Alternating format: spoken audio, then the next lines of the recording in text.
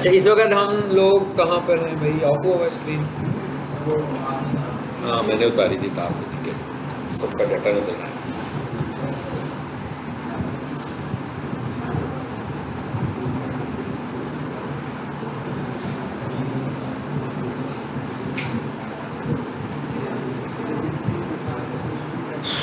जी, ये हम add account में हैं, सबको पता लग रहा है हम कहाँ पर हैं, गूगल एड्स पर हैं। भैया आप लोग खुद अपना भी बना सकते हो, ऐसी कोई शर्त नहीं है कि आपने मेरा ही यूज़ करना है।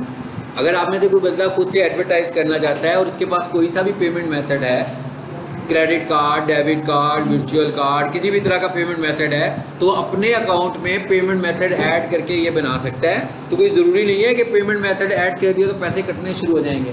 पैसे तभी कटेंगे जब आप ऐड चलाओगे, अगर आप ऐड नहीं चलाओगे तो पैसे नहीं कटेंगे, ठीक है। तो आप अपना भी पेमेंट मेथड ऐड कर सकते हैं। अच्छा, अब हम जा रहे हैं कीवर्ड प्लानिंग में। टॉपिक हमारा कीवर्ड प्लानिंग था। सो हम यहाँ से आ जाते हैं कीवर्ड्स पे। प्लानिंग कहीं लिखा होगा, देखिएगा ज़रा, टूल्स के अंदर ये लिखा हुआ है कीवर्ड प्लानिंग, प्लानिंग के अंदर लिखा हुआ है कीवर्ड प्लानर। सो हम इस पर क्लिक करते हैं। अब जब हम ये देख रहे हैं कि हमने कीवर्ड को फाइंड करने के लिए क्या क्या एफर्ट्स करनी है, उन्हें हम देखने लगे हैं, ठीक है, कि हमने मैक्सिमम क्या एफर्ट्स करनी है कीवर्ड फाइंड करने के लिए। ये लिखा हुआ है अकाउंट पॉज्ड, ठीक है, तो इसकी कोई परेशानी वाली बात नहीं, से हाइड कर दें। आपको भी अगर आए तो none of your ads running, इसको भी हाइड कर दें।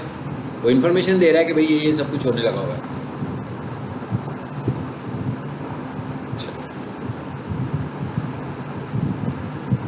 कितने लोग मेरे मोबाइल से कनेक्टेड हैं, इसलिए तंग करेगा। अगर कोई कनेक्टेड है तो अब डिस्कनेक्ट कर दो।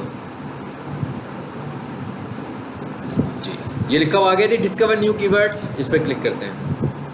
अब हम यहाँ पर आ रहे हैं कीवर्ड्स बनाने के लिए। मैंने कल प्रीवियस क्लास में बताया था कि दो कॉम्बिनेशंस करते हैं हम। पहला कॉम्बिनेशन क्या होता है, कीवर्ड रिजल्ट्स कहाँ पे मिलते हैं? गूगल पे, सर्च इंजन रिजल्ट पेज पे, और सर्चेस। ये दो चीज़ें हमें चाहिए हमारे पास। जब गूगल के रिजल्ट, कीवर्ड के रिजल्ट्स होंगे और सर्चेस होंगी, तो फिर हम मैनिपुलेट करेंगे कि इनमें से अच्छा कौन सा है। तो ये क्या स्टेप्स हैं, इनको ज़रा समझने की कोशिश करते हैं। इस वक्त हम आ गए थे कीवर्ड प्लानर पे, और यहाँ आकर मैं कुछ कीवर्ड्स फाइंड करने लगा हूँ। फॉर इंस्टेंस हम कहते हैं हम कुछ कीवर्ड फाइंड करना चाहते हैं। चलिए, मैं कुछ कीवर्ड्स फाइंड करने लगा हूँ। मैंने लिखा MD कैट, ई कैट, फिर मैंने लिखा एंट्री टेस्ट प्रिपरेशन, ठीक है, फिर मैंने लिखा online MD CAT syllabus, MD CAT academy. For example ये मैंने 4-5 लिखे। मैंने आपको बताया था ना, यहाँ पर हम कितने उसको आइडियाज़ दे सकते हैं, 7 to 10। यहाँ पर हम गूगल को 7 to 10 आइडियाज़ दे सकते हैं। इसका मतलब ये नहीं है कि ये कोई लिमिट है कि इससे ज़्यादा आइडियाज़ ही नहीं दिए जा सकते। इसका मतलब है कि एक वक्त में हम इसको 7 to 10 आइडियाज़ देंगे, उसके बाद ये हमें कुछ डाटा निकाल कर देगा। उसके बाद मुझे लगेगा कि भाई मेरे पास तो जो आइडियाज़ थे वो तो 50 थे, तो मैं एक और बैच बनाऊंगा फिर 7 to 10 का, और फिर आइडियाज़ ले लूँगा, फिर दूसरा डॉक्यूमेंट बन जाएगा। फिर तीसरी दफ़ा फिर नेक्स्ट वाले में 10 बता दूंगा, फिर आइडियाज़ ले लूँगा, उसके बाद फिर मैं 10 आइडियाज़ दूंगा। तो इसका मतलब क्या होगा, काफ़ी सारा डाटा कलेक्ट होगा। लेकिन कलेक्ट कैसे होगा? 10-10 के बैच में। एक ही वक्त में हम 50 आइडियाज़ यहाँ पर नहीं दे सकते। यहाँ पर हम एक वक्त में 7 to 10 आइडियाज़ दे सकते हैं। उसके बाद फिलहाल मैंने इसको 7 to 10 भी नहीं दिए, कम ही दिए, ऐसे ही है ना। उसके बाद क्या लिखा हुआ है जी, किस लैंग्वेज में आपको आइडियाज़ चाहिए? भाई आपको ज़रूरी नहीं है कि हर दफ़ा हमारी जो वेबसाइट हो इंग्लिश लैंग्वेज की हो, किसी और लैंग्वेज की भी हो सकती है। उसके बाद क्या पूछ रहा है कि किस रीजन की वेबसाइट है जहाँ के लिए आप कीवर्ड्स फाइंड कर रहे हो। तो यहाँ आकर हम कंट्री भी बता सकते हैं, ठीक है। अभी फ़िलहाल हमने यहाँ पर इंग्लिश ही रहने दिया, और नीचे पाकिस्तान। अच्छा, उसके बाद क्या कहता है, enter site to filter unrelated keywords. इसका क्या मतलब है? कहता है आपने मुझे कुछ आइडियाज़ दिए हैं, आपकी वेबसाइट भी बनी हुई है, तो आपने अपनी वेबसाइट पे कुछ कंटेंट लिखा होगा अपनी कीवर्ड्स के मुतालिक, तो मुझे अपनी वेबसाइट भी बता दें, ताकि मैं जो मुझे लगे कि अनरिलेटेड कीवर्ड्स सजेशंस आप ले रहे हो, मैं उनको ना दूँ आपको। मिसाल के तौर पर अगर मेरी वेबसाइट होती गाड़ियाँ बेचने की, तो वो फिर तो नहीं दिखाएगा ना मुझे MD कैट के कीवर्ड्स, फिर तो वो कहेगा ना भाई आपके कीवर्ड्स भी उसी तरह की होने चाहिए, कार सेलिंग के कीवर्ड्स ही होने चाहिए आपके पास, ठीक है। सो अगर मेरी वेबसाइट हो, फॉर एग्जांपल मैं कहता हूँ नहीं भी मैं तो नया काम कर रहा हूँ, वेबसाइट पे भी मैंने कंटेंट भी ऐड नहीं किया हुआ ऐसा जो कीवर्ड बेस्ड हो, तो मैं इसको इग्नोर कर देता हूँ। ये कोई ऐसी लाजमी शर्त नहीं है कि इसके साथ ही चलना है हमें। लेकिन मैं ऐसा भी कर सकता हूँ कि मुझे जो लगता है ना मेरा टॉप कॉम्पिटिटर है और उसकी वेबसाइट रैंक होती है, तो मैं उसका एड्रेस दे दूंगा ताकि मुझे अच्छे कीवर्ड्स निकाल कर देगा वो, ठीक है। बात खत्म हो गई भी। Get results,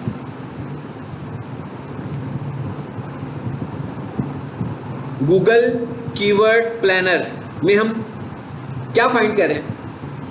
number of keywords की नंबर ऑफ सर्चेस, और नंबर ऑफ रिजल्ट्स हमें कहाँ मिल रहे हैं? सर पे, सर्च इंजन रिजल्ट पेज के ऊपर। यानी सर्चेस मैं यहाँ से ले लूँगा, रिजल्ट्स में गूगल से निकालूंगा और फिर कंपैरिजन करूंगा कि भाई इनमें से अच्छा कीवर्ड कौन से वाला है। यानी हर कीवर्ड की सर्च को मैं यहाँ से काउंट करूंगा कि उसकी सर्चेस कितनी है, हर कीवर्ड के मैं रिजल्ट्स देखूंगा, फिर मैं इस पर कोई फार्मूला लगाऊंगा, वो मुझे बताएगा कि कौन सा फार्मूला अच्छा। चलो देखते हैं नीचे क्या आ रहा है, इसके पास कुछ आया भी है कि नहीं।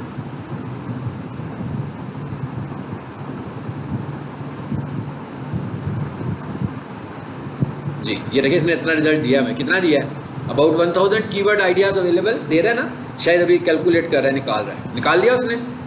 अब ये वाला इंटरफेस काफ़ी रशी सा इंटरफेस है, मतलब यहाँ पर बहुत सारी चीज़ें नज़र आ रही हैं ना, तो इसलिए हम यहाँ से सिर्फ डाटा कलेक्ट कर लेते हैं, काम नहीं करते यहाँ पर। यहाँ से डाटा को सेव करके किसी दूसरे प्लेटफॉर्म पे ले जाते हैं जहाँ पर सिर्फ वही डाटा नज़र आए जो हमने निकाला है उससे, क्योंकि यहाँ पर रश पड़ा हुआ है, ऊपर भी, नीचे भी, लेफ्ट पर भी, राइट पर भी। तो कैसे हम करेंगे? इस पर राइट पे, इसको ज़रा ड्रैग करके राइट पे लाएँ, इसे बंद कर दें विषय।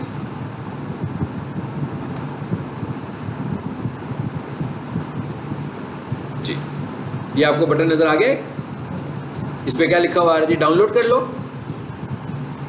अब वो कहता है डाउनलोड करने के 2 तरीके हैं, CSV में या गूगल शीट में। CSV हमारे पास फाइल फॉर्मेट है जो माइक्रोसॉफ्ट एक्सेल में खुल जाएगी, ठीक है। इसमें कॉलम और रोज बने होते हैं, तो माइक्रोसॉफ्ट एक्सेल में भी कॉलम और रोज ही बने होते हैं। तो CSV की फाइल माइक्रोसॉफ्ट एक्सेल में खुल जाएगी। सो आप में से जो लोग माइक्रोसॉफ्ट एक्सेल में कंफर्टेबल हो, यूज़ किया हो उन्होंने हल्का फुल्का, हमने कोई एक्सेल में जाके टेस्ट नहीं देना, सिर्फ शीट को ही खोलना है, ठीक है। तो CSV की फाइल सेव कर लो ताकि आपके लैपटॉप पे सेव हो जाएगा डाटा। दूसरा तरीका ये है कि आप इसको गूगल शीट में खोल लो। गूगल शीट के लिए तो आपके पास माइक्रोसॉफ्ट ऑफिस इंस्टॉल होना शर्त तो नहीं है ना, वो तो ऑनलाइन खुल जाएगा कि भाई आपका इंटरनेट चल रहा है तो गूगल शीट भी खुलेगी और गूगल डॉक्यूमेंट भी खुल जाएगा। तो ये दोनों ऑप्शंस दिए उसने सेव करने के लिए। कितने लोग हैं जो एक्सेल में भी कंफर्टेबल हैं? कितने लोग? 1 2 3। अच्छा, अब इसका मतलब ये हुआ कि ये चीज़ें देखिए, ये जो चीज़ें हैं ना डॉक्यूमेंटेशन टूल्स हैं, ये हमें आने चाहिए। अगर हमें डॉक्यूमेंटेशन टूल, और ये कोई सीखने वाले नहीं है, ये तो वैसे ही हम लोग सीख लेते हैं ना, ये तो आप जब काम शुरू करते हो तो ये खुद ही आ जाते हैं, ये इतने सिंपलेस्ट तो यूज़ होते हैं। तो अगर आपके पास एक्सेल नहीं है, ऑफिस नहीं है, तो भाई कोई परेशानी की बात नहीं, आपको माइक्रोसॉफ्ट ऑफिस इंस्टॉल कराने की भी ज़रूरत नहीं है। गूगल शीट मौजूद है, हम उसमें इस फाइल को डायरेक्टली खोल सकते हैं। मैं दोनों में खोल के दिखाता हूँ। ये पहले मैंने इसको कहाँ पे सेव किया, कहाँ पे सेव किया जी? डाउनलोड हो गई ये फाइल, देखें, इस पर क्लिक कीजिए और इसे खोलना।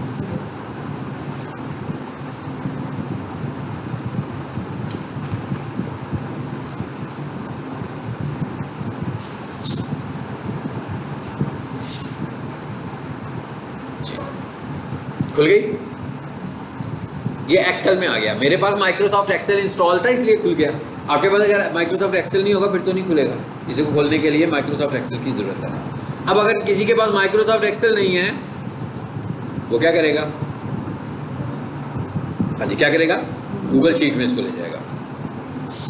चलिए, जिसको डाउनलोड करें, ये फाइल का नाम आ रहा है, ये आप चेंज करना चाहें चेंज कर सकते हैं।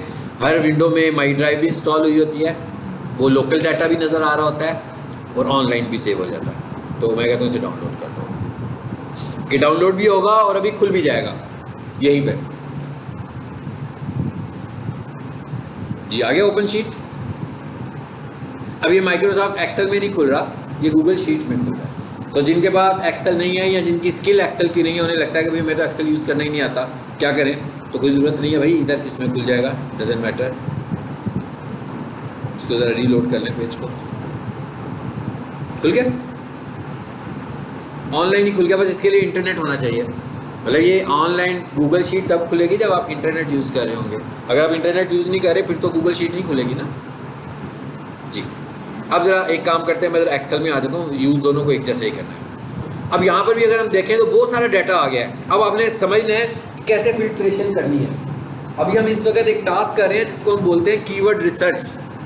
सो ये जो कीवर्ड रिसर्च वाला टास्क है ये बड़ा कॉम्प्लिकेटेड टास्क होता है। ये ऐसे नहीं होता कि कोई बंदा कि मेरे कीवर्ड्स कौन से हैं तो आप 4 वेबसाइट्स देखें और उधर से निकाल के कहें जी ये कीवर्ड्स होने चाहिए। ऐसे नहीं है, हमने पूरी वर्किंग करनी है इसके ऊपर, और हमने जिसकी कीवर्ड रिसर्च करनी है उसे पूरा डॉक्यूमेंट तैयार करके भी देना है कि हमने आपकी कीवर्ड रिसर्च किन प्रोसेस से गुजार कर की हुई है। तो अब आप देख लें कि कीवर्ड रिसर्च करते हुए मेरा जो पहला प्रोसेस था वो ये था। सबको पता लग गया ना कि कीवर्ड रिसर्च करते हुए अभी फॉर एग्जांपल अगर मैंने 10 बैचेस पे काम करना है तो 10 बैचेस में से एक बैच वाला टास्क अभी हमारे सामने आया, तो उसका जो पहला प्रोसेस है वो ये है, क्या है कि मैंने सर्चेस फाइंड की, फाइल को डाउनलोड किया, अपने पास सेव कर लिया। अब मैं यहाँ पर जब आया हूँ तो मैं यहाँ आकर देखना चाहता हूँ कि क्या चीज़ आई है मेरे पास। ये पहले प्रोसेस में हूँ अभी मैं, तो सबसे पहले क्या आ रहा है जी, कीवर्ड। जी आगे क्या लिखा हुआ आ रहा है दूसरे कॉलम में, करेंसी। अच्छा अब मैं क्या कर रहा हूँ, ये मेरा पहला प्रोसेस था। अब मैंने किसी को दिखाना है ना मैंने ये काम क्या किया हुआ। वो जैसे आप मैथ करते हैं तो मैथ के अंदर कोई फार्मूला इवेल्युएट करते हैं तो वो सारा लिख रहे होते हैं ना कैसे इवेल्युएशन होने लगी हुई है।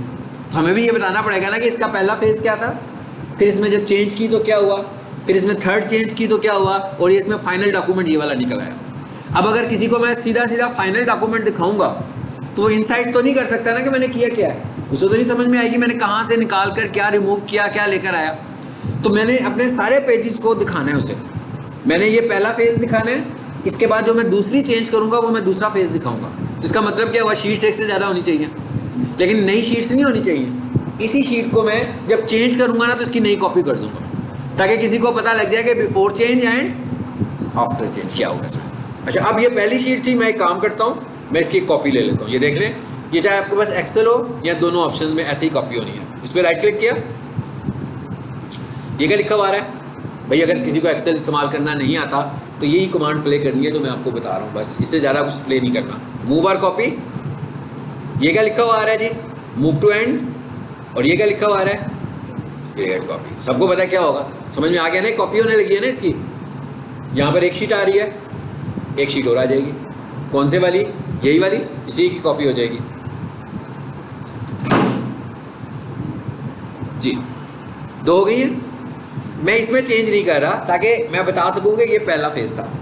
अब मैं दूसरे फेज़ में आया, नाम भी उसी तरह के रखेंगे हम। तो यहाँ अगर मैं चेंज करूँगा, अब मुझे सबसे पहले तो मैं कह रहा हूँ कि भाई मैं तो कीवर्ड रिसर्च कर रहा हूँ, तो कीवर्ड रिसर्च करते हुए क्या हमें करेंसी की ज़रूरत है? करेंसी का तो कोई रोल ही नहीं है ना। की करेंसी का रोल कहाँ पर होगा, कीवर्ड उसमें गूगल ऐड में। तो ऐड तो हम बना ही नहीं रहे, तो इसका मतलब क्या हुआ कि ये वाला कॉलम तो अननेसेसरी है। सो मैं इस पर राइट क्लिक करता हूँ जी। ये क्या लिखा हुआ आ रहा है जी, डिलीट इंटायर कॉलम। समझ में आई बात? यानी अब ये मैं दूसरे फेज में जो काम कर रहा हूँ ना वो बता रहा हूँ, और इसकी एक छोटी सी समरी भी बना दूंगा कि मैंने इसमें क्या किया था, एक्स्ट्रा कॉलम्स रिमूव किया था। अच्छा अब दूसरा आगे क्या कॉलम आ रहा है जी, एवरेज मंथली सर्चेज। यही था ना मेरा मेन टास्क, ये तो मुझे चाहिए थे। सो मैंने कहा इसको रखते हैं। अच्छा फिर ये तीसरा कॉलम आ रहा है, मैं इसके बॉर्डर पे डबल क्लिक करता हूँ तो ये खुल जाता है हमारे सामने। ये क्या लिखा हुआ आ रहा है जी, 3 मंथ्स चेंज। इसका क्या मतलब है, 3 मंथ्स चेंज का क्या मतलब है कि इस कॉलम में प्रीवियस 3 मंथ्स में कितनी चेंज आई है, पॉजिटिव चेंज आई है। इसकी सर्चेज बढ़ी है मीन्स पॉजिटिव चेंज, इसकी सर्चेज कम हुई हैं मीन्स नेगेटिव चेंज। अगर सर्चेज बढ़ी है तो पॉजिटिव चेंज है, कम हुई है तो नेगेटिव चेंज है। एनीवेज क्या दिखा रहा है, 0%। ये क्या कह रहा है, कम हुई है। क्या खा रहा है, इसको रख लेना चाहिए, रखना चाहिए ना एनालिसिस के लिए। हमें पता तो लगे कि भाई क्या हो रहा है आजकल, पिछले 3 महीने में कैसा काम हो रहा है, अभी कैसा होगा, मुझे पता लगे। इसको मुझे कंसिडर करना भी चाहिए कि नहीं। मिसाल के तौर पर मैं कोई कीवर्ड रखता हूँ, मुझे पता लगता है भाई पिछले 3 महीनों में इसकी सर्चेज एक्स्ट्रा ऑर्डिनरी ज़्यादा हुई हैं, तो मुझे होगा कि इसको ज़रूर रखूँ। अगर कम हो रही है तो मैं कहूँगा इसको थोड़ा सा मॉडिफाई करता हूँ। तो इसका मतलब है हमें ये भी रखना चाहिए अपने पास कॉलम। अच्छा उसके बाद आगे आए, चौथा कॉलम क्या आ रहा है, YOY change, year over year change. अच्छा, ईयर ओवर ईयर का मतलब क्या होता है भाई? ये वाला महीना अक्टूबर का है, हम इसको पिछले साल अक्टूबर के साथ कंपेयर करना चाहते हैं, ठीक है? तो मैं ये देख लीजिए, मुझे ये बता रहा है गूगल कि भाई पिछले अक्टूबर में क्या हालात थे, पिछले अक्टूबर में और इस अक्टूबर में क्या चेंज आया, पॉजिटिव चेंज आया कि नेगेटिव चेंज आया। ये देखें, बता रहे हैं किस कैसे चेंज आया हुआ, ये भी रख लेते हैं कॉलम। अच्छा, उसके बाद आगे क्या आ रहा है? कंपटीशन, लो हाई लिखा हुआ आ रहा है। ये बड़ा ज़रूरी था, पता है ना आपको कि भाई इसके कीवर्ड पे कंपटीशन कैसा आ रहा है, तो ये ज़्यादा अच्छी बात है कि यहाँ पर शो करने लगा हुआ है लो हाई। आगे कंपटीशन का नंबर शो कर रहा है, बेशक इस कॉलम को हम रिमूव कर देते हैं, राइट क्लिक, डिलीट और इंटायर कॉलम। अच्छा, अब आगे क्या लिखा हुआ आ रहा है जी? Top of page bid low range. Bidding किस में करते हैं? गूगल ऐड में। तो गूगल ऐड तो नहीं हम लगा रहे, तो इसका मतलब क्या हुआ? ये वाला कॉलम भी हमसे रिक्वायर्ड नहीं है फिलहाल एसईओ के लिए। जब हम गूगल एड्स लगाएंगे फिर ये बिल्कुल रिक्वायर्ड होगा, लेकिन हम एसईओ कर रहे हैं तो ये बिल्कुल रिक्वायर्ड नहीं है, तो इसको भी मैं रिमूव कर देता हूँ।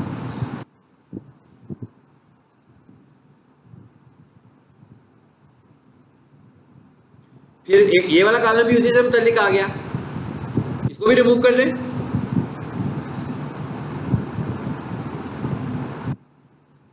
अच्छा, आगे के तो बिल्कुल ही इनकी कोई इनपुट्स भी नहीं है, ऐसे ही है ना?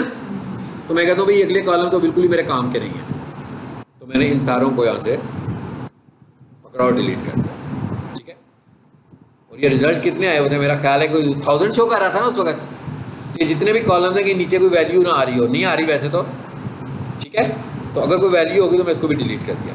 अब जरा कुछ थोड़ी सी फिल्ट्रेशन हो गई है, कुछ चीज़ें कम हो गई, समझ में भी आएगा कि हम कर क्या रहे हैं। तो अब हम ये कह रहे हैं कि भाई ये इसका पहला फेज कर दिया हमने, तो इसमें किया क्या हमने? अननेसेसरी कॉलम्स को रिमूव कर दिया। तो इसका नाम भी इस तरह रख के इसके ऊपर कोई समरी भी लिख सकते हैं, कोई नोट भी लिख सकते हैं यहाँ पर एक, कि इस फेज में आपने क्या काम किया कि unnecessary columns removed, unrequired columns removed. तो यहाँ पर लिख लें ताकि पता लगे कि भाई ये पहली शीट है, दूसरी शीट में आपने ये किया। अच्छा, अब हम जरा देखते हैं, इस पर आए जरा, मर्ज कर लें जी इसको।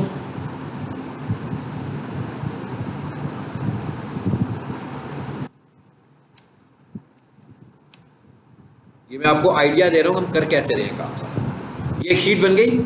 अब इसका अगला फेज हम क्या करने वाले हैं? मैं कह रहा हूं अब मैं एक और नई चेंज करने लगा हूं इसमें, तो फिर मैं क्या करता हूं, इसकी एक और शीट बना लेता हूं ताकि जो अगला स्टेप मैं अप्लाई करूं उसको मैं हेडिंग भी दे दूं कि मैंने इस स्टेप में किया क्या। तो मैं इसकी एक और कॉपी ले लेता हूं। मूव टू एंड, हमेशा मूव टू एंड पे लेकर आए ताकि सीक्वेंस में सही जगह पर आए आपकी नई शीट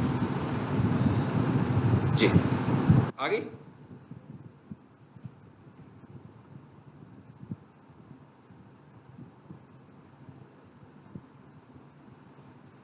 मैंने नई शीट दी कि कॉपी की है? उसने नई शीट तो नहीं दे दी कहीं मुझे, आई थिंक सो कि उसने नई शीट दे दी है। एक मिनट है, जब मैं इसको डिलीट करूं, क्योंकि यहाँ पर तो दो ही आ रही हैं सिर्फ। हाँ, इसकी कॉपी नहीं हुई मुझसे शायद, कॉपी की बजाय मैंने न्यू पर क्लिक हो गया जी। मूव और copy, move to end, create copy और ओके। क्या कह रहा है भाई जी? न्यू शीट क्यों नहीं क्रिएट करके दे रहा?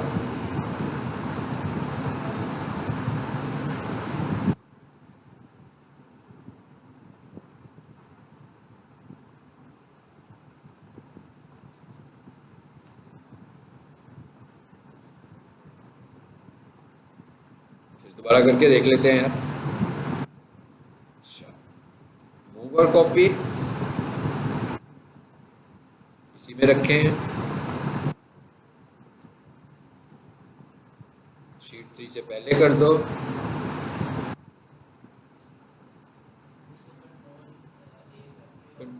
हाँ, वो तो कॉपी पेस्ट तो कर ही सकते हैं ना, लेकिन ये भी इसे करना चाहिए। ऐसा क्यों कर रहा है वैसे? वो ऐसा होता तो नहीं है आमतौर पर एक्सेल में। चलो भैया, अब हम एक काम कर लेते हैं, जो कह रहे हैं ना एक न्यू शीट अब यहीं से ले लें फिर, ठीक है? और इसे कंट्रोल ए करें, कॉपी करें और यहाँ पे लाकर इसको पेस्ट कर दें। अब हम जरा देखते हैं कि अब इधर हमें कौन सा एक्शन परफॉर्म करना है, ठीक है?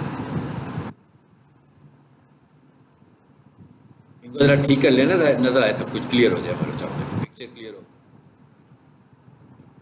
अब मैं काम करता हूं कि भाई हम क्या क्या कह रहे हैं, हम कह रहे हैं कि भाई जिसकी सर्चेज ज़्यादा है, ऐसी है ना। तो अब मैं इस फेज में आकर ये देखता हूं कि जिनकी सर्चेज ज़्यादा है उन्हें तो रख लेता हूं, तो जिनकी सर्चेज ही नहीं है वो तो मेरे काम के भी नहीं है। भाई एक वर्ड को मैं अकेला ही सर्च कर रहा हूँ दुनिया भर में, तो वो तो कीवर्ड नहीं ना हो सकता, तो इसका मतलब उसको रिमूव कर देते हैं। तो अब ज़रा देखें, हम एक काम करते हैं, इस पर आए और सॉर्टिंग, ये क्या लिखा हुआ आ रहा है जी, Z2A। Z2A का क्या मतलब होगा, बड़ी वैल्यूज ऊपर आ जाएंगी और छोटी वैल्यूज नीचे चली जाएंगी।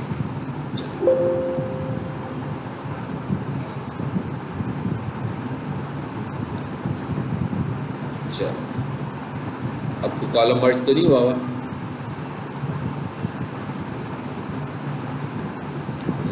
अब आ गया। जब वो मर्ज किया होता है ना तो फिर ये फिल्टर काम नहीं करता, सॉर्टिंग उस वक्त नहीं चलती जब आपने सेल्स मर्ज की हो, ठीक है, क्योंकि वो सेल्स की तरतीब खराब हो जाती है ना मर्ज करने से, तो सॉर्टिंग उस पर अप्लाई नहीं होती है। अब क्या हुआ, बड़ी वैल्यूज ऊपर आ गई। अब ज़रा देखते हैं कि हमें कितनी सर्चेज वालों को कंसीडर करना चाहिए। 50 तो बहुत कम है ना, एक महीने में 50 सर्चेज हो रही हैं, बीच में कंपटीशन भी होगा तो क्या फ़ायदा होगा उसका। तो हम कहते हैं कि भाई जो 50 के अलावा 500 तक वाली सर्चेज है ना वो हमारे लिए ठीक है। इसका मतलब क्या हुआ कि नीचे तो सारी 50 हैं और उसके नीचे 0 भी आएंगी अभी, तो उनको मैं निकाल देता हूँ। तो मैं एक काम करता हूँ, इस फेज़ में यहाँ से हम शुरू कर लेते हैं, क्या ख्याल है।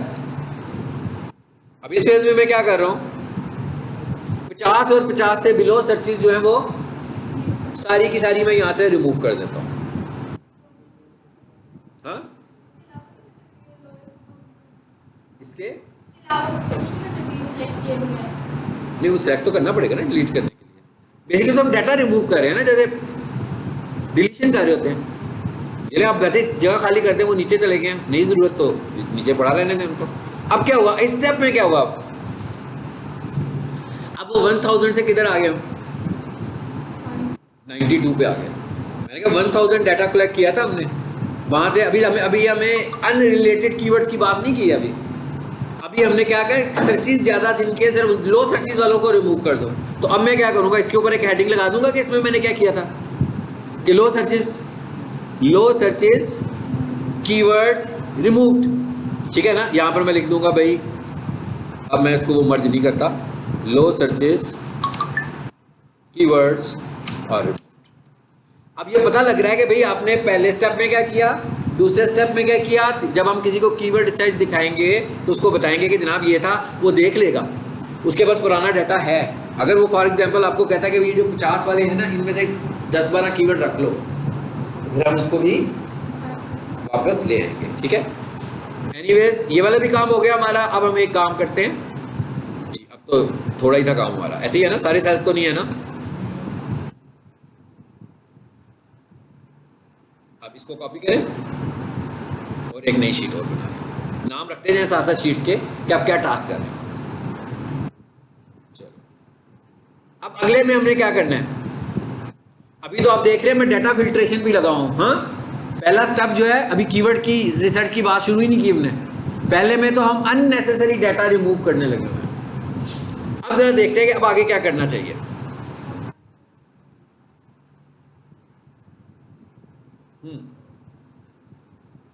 कौन बताएगा जी अब क्या करें। अब अगले फेज में क्या करें, इस फेज में क्या करें, इस फेज में जो हमें लग रहा है कि कीवर्ड्स ठीक नहीं है। अब कौन से कीवर्ड्स ठीक नहीं है भाई, ये तो सर्च वाली होंगी, इनके बहुत हाइट है। वो वाले कीवर्ड्स ठीक नहीं है जो हमसे रिलेट नहीं करते हैं। बहुत सारे अभी देखिएगा ऐसे वर्ड्स होंगे जो हमसे रिलेट ही नहीं कर रहे होंगे। देखते हैं जरा, इनमें से कुछ निकालते हैं, लेकिन ये काम जरा ज़्यादा लंबा होगा, ये हम थोड़ा सा करते हैं सिर्फ, ठीक है। मिसाल के तौर पर पढ़ना शुरू कर देते हैं, जरा पता लग जाएगा। MD-CAT syllabus, MD-CAT 2024 syllabus, MD-CAT stands for. अब आप ये देखें, ये तो कीवर्ड नहीं है ना, MD-CAT स्टैंड्स फॉर तो कीवर्ड नहीं होगा हमारा, ठीक है। तो हम क्या करेंगे, इसको रिमूव कर देंगे। समझ में आई मेरी बात। यानी कि अब जो अनरिलेटेड वर्ड हैं जिनको हम कीवर्ड समझ ही नहीं रहे, मतलब कीवर्ड सीड्स नहीं है वो हमारे, वो हमने निकालने हैं। अच्छा, अब आते जाए और आगे देखते हैं क्या होना चाहिए। MD-CAT MCQs, entry test preparation WhatsApp group link, ये भी नहीं ना सही, तो मैं इसको भी रिमूव कर दूंगा। अब आपको समझ में आ गई क्या कह रहा हूं मैं। इस फेज में हम क्या करेंगे, सिर्फ वो वाले वर्ड्स रख लेंगे जो हमें कीवर्ड्स लगेंगे। वो वाले वर्ड्स 50 भी हो सकते हैं और 20 भी हो सकते हैं और 80 भी हो सकते हैं। तो वो जितने भी वर्ड्स हैं ना, इस फेज में हम उनको रख लेंगे अपने पास। कोई एक आधा और निकालते हैं,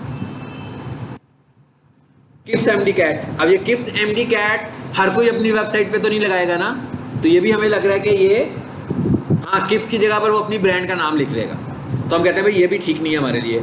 उसके बाद क्या लिखा हुआ है, किप्स फी स्ट्रक्चर। अब यहाँ पर देखें एक कीवर्ड और है जो कि इस वक्त हमें ठीक नहीं लग रहे। वो कितने कीवर्ड्स हैं भाई, देखो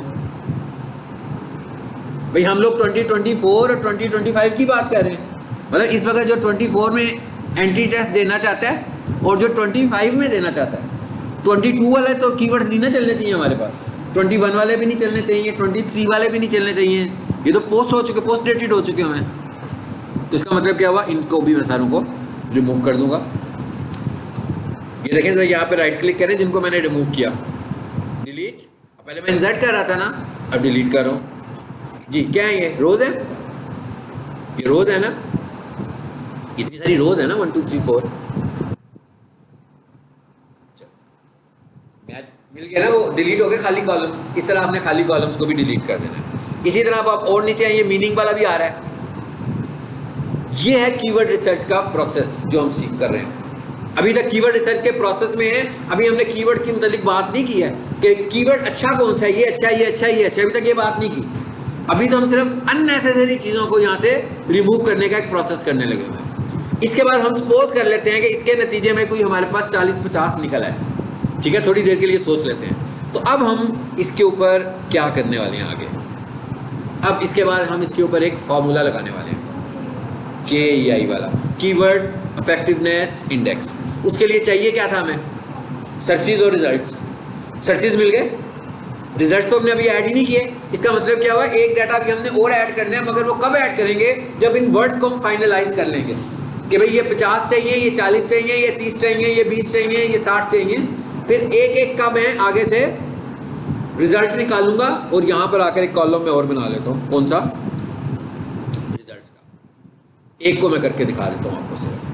इसको कर लें एंट्री टेस्ट प्रिपरेशन को। ये मैं यहाँ पर आया, जल्दी से इसे करते हैं जी ख़त्म। यहाँ पर आकर मैंने इसे पेस्ट किया जी, टूल्स में आए, रिजल्ट आ गया 262। यही रिजल्ट है ना, आपको पता है ना रिजल्ट कहाँ से निकल रहे होते हैं, टूल्स में से, बाहर मेन पर नजर नहीं आ रहे होते। इसे कॉपी करें,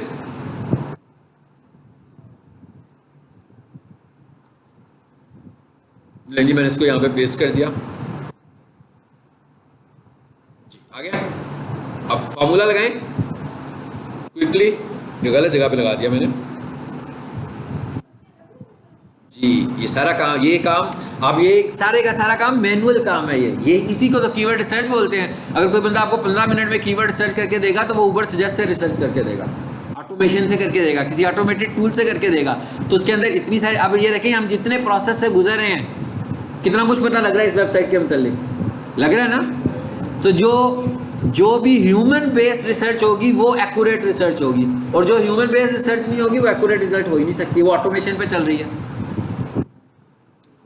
चलिए अब हम यहाँ पर आते हैं और फाइनल काम कर लेते हैं, KEI, keyword effectiveness index. Formula क्या था,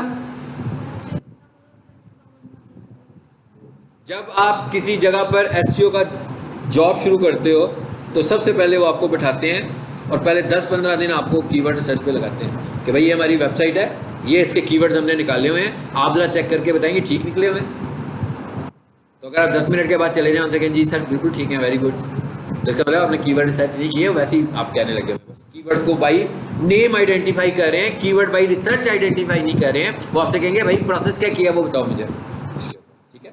ये अभी मैं प्रोसेस करना भी बता रहा हूँ, प्रोसेस रिकॉर्ड करना भी बता रहा हूँ कि हर नया प्रोसेस नई शीट में ले जाएं और उसके ऊपर जाकर उसकी कैप्शन लिख दें। हर नया प्रोसेस नई शीट में ले जाएं और उसके ऊपर उसकी कैप्शन लिख दें जी। फॉर्मूला क्या था KEI का, number of searches divided by number of results. भाई एक्सेल में फॉर्मूला लगाना है, इक्वल टू का निशान लगाओ, नंबर ऑफ सर्चेज कहाँ लिखी हुई है, ये B में, और हम कहाँ से पिक कर रहे हैं, यहाँ से, इस पर क्लिक कर दो। मैंने ऊपर वाला इसलिए क्लिक नहीं किया कि वो भी एक एक वर्ड था, एक एक वर्ड कीवर्ड नहीं होता, ये भी ध्यान में रखना है भाई। इज इट पॉसिबल कि कोई बंदा MD-CAT लिखे तो हमारी वेबसाइट आ जाए? मतलब कम से कम 2 से 3 वर्ड्स का कीवर्ड होगा, short keyword, single word keyword के तौर पर ट्रीट नहीं होगा, इसलिए हम उसे कंसीडर नहीं करेंगे, उसको भी रिमूव कर देंगे। पहले वाले जो 2 है ना, MD-CAT और D-CAT, इनको भी रिमूव करेंगे, इन्हें भी किसी 2 वर्ड्स कॉम्बिनेशन में लाना है, उसके साथ हमने इसे कीवर्ड बनाना है। डिवाइडेड बाई ये, ठीक है, रिजल्ट आ गया हमारे पास। इसके एक्सपोनेंट्स का इशू आ रहा है भाई, यहाँ पर है डेसिमल्स, इसके जरा इंक्रीज कर लें और इसको नंबर भी कर लें। ये ऊपर क्या लिखा हुआ है, इतनी, ये जितना एक्सेल चाहिए ना, मेरे लेक्चर से ही सीख लेना आपने, बस इतना ही एक्सेल चाहिए। मतलब जितनी कमांड्स मैं बता रहा हूँ इतनी कमांड्स आपको प्ले करनी है। अब ऊपर साइंटिफिक नोटेशन में दिखा रहे हैं ना वो, तो अब इसको नंबर कर दें यहाँ से, ठीक है, हो गया ना नंबर। उसके बाद क्या हुआ भाई, वो रिजल्ट भी गायब हो गया। गायब नहीं हुआ, वो रिजल्ट बहुत नॉमिनल था। तो अब इसके डेसिमल्स बढ़ाओगे तो आपको नजर आएगा, जिसके डेसिमल्स बढ़ाएं, मिल गया रिजल्ट 0.0000191। अब हमने क्या करना है, ये एक मैनुअल काम शुरू हो गया। मैं क्या मैनुअल काम शुरू हो गया, सबका काम करेंगे, सबके रिजल्ट्स निकालेंगे। जब रिजल्ट्स कंप्लीट हो जाएंगे तो फिर सॉर्ट लगा देंगे और क्या करेंगे, G2 है। फॉर्मूला क्या कहता है कि जो बड़ा नंबर है वो अच्छा कीवर्ड है और जो उससे कम नंबर है वो उससे कम दर्जे का कीवर्ड है। तो इसका मतलब क्या हुआ कि जब कोई बंदा आपसे कहेगा भाई टॉप 5 कीवर्ड्स कौन से हैं मेरे, तो जो टॉप 5 ऊपर से आ रहे होंगे वो आपके टॉप 5 कीवर्ड्स होंगे। ये है कीवर्ड रिसर्च जो हमने कंप्लीट मैनुअल कीवर्ड रिसर्च है ये सारी की सारी।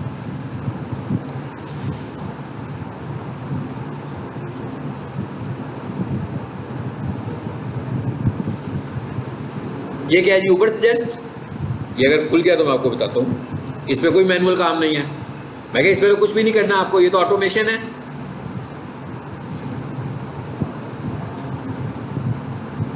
जब मैं मैनुअल रिसर्च कंप्लीट करूंगा तो मैं यहां से भी क्रॉस एनालिसिस करूंगा कि ऑटोमेशन मुझे क्या कह रही है। हाँ जी, ये खुल गया, ठीक है। ये देखें अब यहाँ पर क्या लिखा हुआ है जी, कीवर्ड रिसर्च, कीवर्ड आइडियाज। यहां आकर मैं उसको बताऊंगा 3 कीवर्ड्स। फॉर एग्जाम्पल यहां पर भी आप 3-3 के बैच में बता पाएंगे। हाँ, MD-CAT प्रिपरेशन, फिर क्या था, एंट्री टेस्ट प्रिपरेशन, और तीसरे नंबर पर हम रख लेते हैं। आप यूं भी कर सकते हैं कि जो आपने मैनुअल रिसर्च किया उसके जो टॉप 3 आ रहे हैं उनको यहाँ पे ला के रख दें, ताकि ये भी बताया कि उसके सर्च वॉल्यूम्स कितने हैं और उसके साथ आप और क्या इस्तेमाल कर सकते हो। E-CAT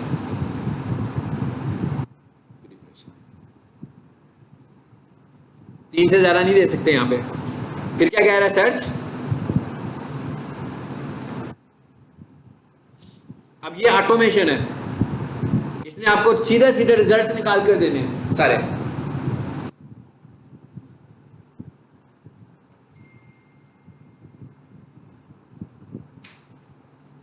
जाने दें इसको।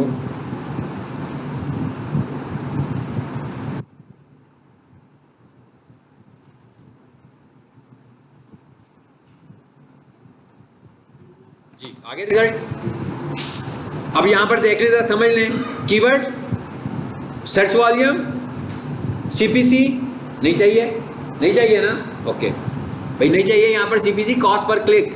कॉस्ट पर क्लिक मतलब गूगल ऐड का है, कॉस्ट तो गूगल ऐड पर आएगी ना, SEO में तो कॉस्ट आनी नहीं है। तो ये उसने मुझे गूगल ऐड की भी रिसर्च कर दी साथ में ही, और साथ में इसने मुझे इसके लिए भी कर दी। फिर क्या लिखा हुआ है, PD stands for paid difficulty competition. Google add में जिसको हम कंपटीशन बोल रहे थे वो ये है, मगर ये कौन से वाला है, ये गूगल ऐड का कंपटीशन है, SEO का नहीं है। SD का मतलब क्या हुआ, SEO डिफिकल्टी, ये SEO का है। यहाँ लिखा हुआ था हाई लो मीडियम, यहाँ पर बता रहा है वैल्यू 0 to 100। 100 का मतलब ज़्यादा कंपटीशन, 0 का मतलब कम कंपटीशन, 10 का मतलब कम कंपटीशन, 20 का मतलब ज़्यादा कंपटीशन। तो इसका मतलब ये हमसे कंसर्न है यहाँ पर, सॉरी ये कंसर्न है।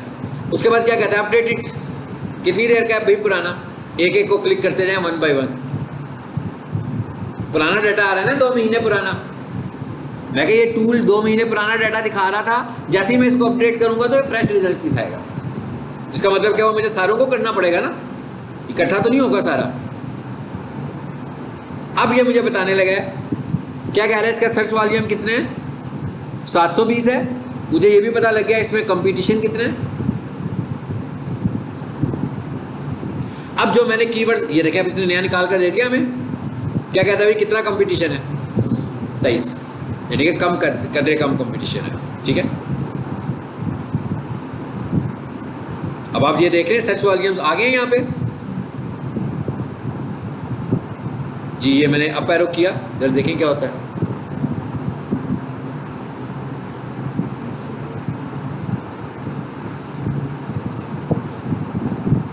ये कितना आ रहा है जी, 720। देखें जरा बड़ा किसका आ रहा है, यही है ना। तो एक पे क्या आ रहा है, ई कैट प्रिपरेशन पे 390, इस पे ये है, और नीचे आकर देखें जरा नीचे क्या हालात हैं। कोई हालात नहीं है अच्छे। दूसरे पेज पे जाकर देखें भाई, इसको मैं सेव भी कर सकता हूं अपने पास, कैसे, एक्सपोर्ट टू CSV। मगर ये पेड टूल है, ये मैंने जो अकाउंट खोला हुआ है ये पेड अकाउंट है, ये गूगल की तरह फ्री नहीं है। ठीक है, और ये लाइसेंस पर यूजर होता है। हाँ हो जाता है, ठीक है ठीक है। तो ये पर यूजर लाइसेंस है ऊबर सजेस्ट का, तो ये आपको बाय करना पड़ता है।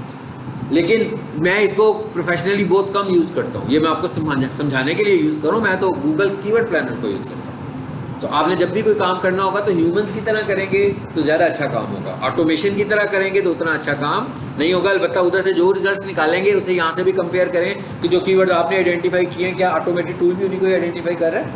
फिर देखें वेबसाइट जो रैंक हुई है क्या उन्होंने भी वही कीवर्ड इस्तेमाल किए हुए हैं। ठीक है, तो ये था हमारा कीवर्ड रिसर्च। मैंने कोशिश की है कि आज इसे कंप्लीट कर दें।